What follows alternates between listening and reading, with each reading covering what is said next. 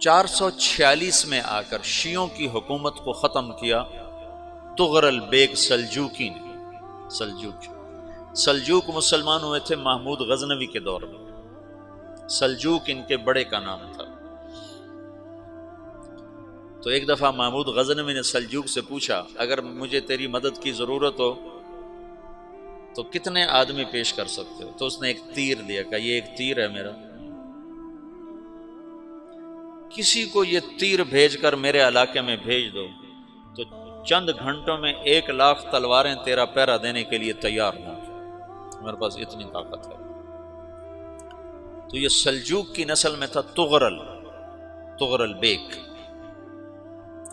اللہ تعالیٰ نے جب عرب زوال کا شکار ہو گئے اور ضعف کا شکار ہو گئے، جیسے بڑھاپے کا کوئی علاج نہیں، جب قوموں پہ زوال آتا ہے تو اس کا بھی کوئی علاج نہیں، پھر اور قوم کو جگہ ملتی ہے۔ جیسے بڑھاپا ایک فرد پہ آتا ہے، ایسے بڑھاپا قوم پہ آتا ہے۔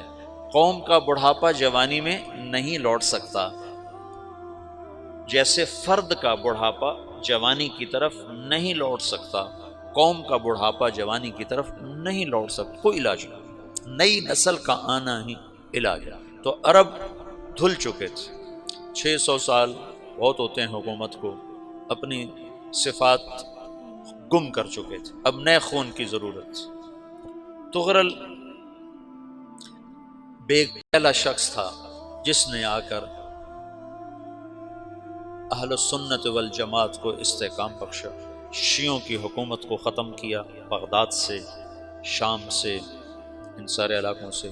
صلاح الدین ایوبی نے اسماعیلی شیعہ کی حکومت کو ختم کیا، مصر۔ العاضد ان کا آخری خلیفہ تھا صلاح الدین ایوبی، نور الدین زنگی رحمۃ اللہ علیہ کا پروردہ تھا، اس کا دوست تھا، اس کے دوست بھی تھا، بچہ بھی تھا اس کے سامنے، زیادہ لکھنے پڑھنے کا شوق تھا۔ پھر اللہ تعالیٰ نے اس سے کام لیا اور اس کو مصر کا گورنر بنا کے بھیجا، مصر کی مدد کے لیے بھیجا، تو وہاں اس نے صلاح الدین ایوبی نے وہاں ختم کیا، تغرل بیگ نے یہاں ختم کیا۔ تو پھر سلجوق جو تھے نا یہ اقتدار میں آئے، ادھر ختم ہو گئی سلطنت بنو عباس کی، مصر ایک چھوٹی سی ترکوں کی سلطنت، تو اللہ تعالیٰ پھر مرکزیت کے لیے ایک نظام چلایا۔ دو لشکر آپس میں لڑ رہے ہیں ایک میدان میں، ایک جنگلی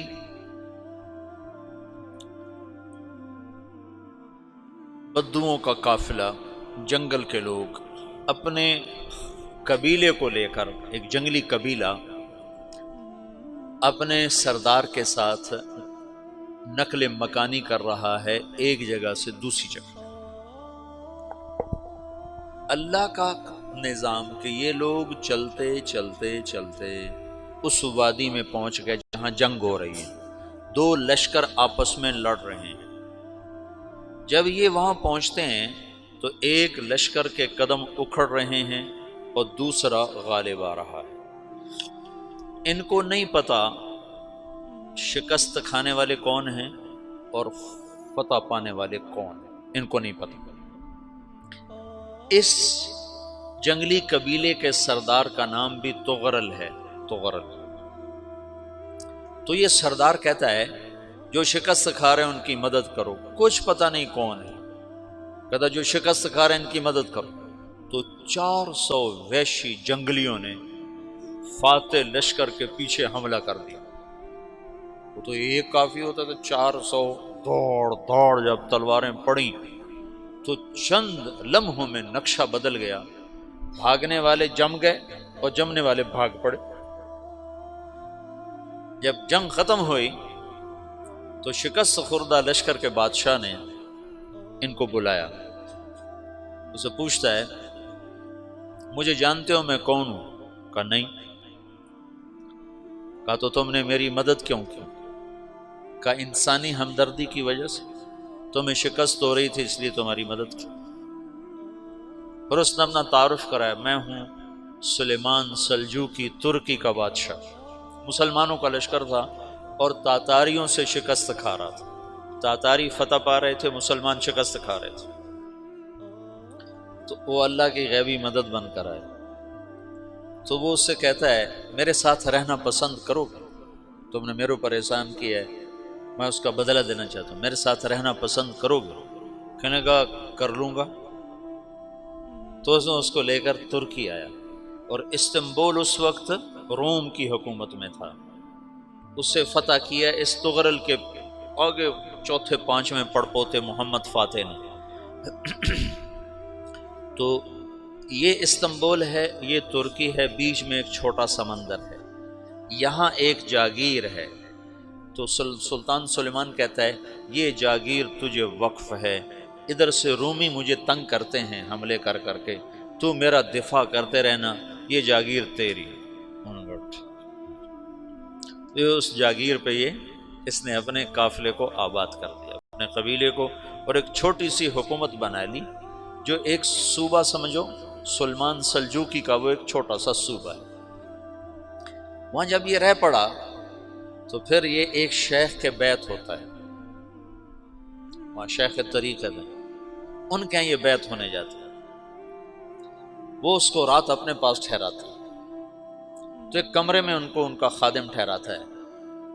یہ جب کمرے میں جاتا ہے تو سامنے دیوار میں طاقچے پر قرآن پڑا ہوا ہے، تو یہ تغرل بیگ کہتا ہے یہ کیا ہے، یہ کیا ہے؟ تو وہ خادم کہتا ہے یہ کتاب اللہ ہے، قرآن ہے۔ اچھا، وہ اس کو وہاں چھوڑ کے باہر چلا جاتا ہے۔ وہ دیہاتی آدمی، جنگل کا رہنے والا، پہلی دفعہ زندگی میں قرآن دیکھا، وہ کہتا ہے یہ قرآن ہے، اللہ کی کتاب ہے، میں اللہ کی کتاب کے سامنے سو جاؤں، کتنی بے ادبی ہے۔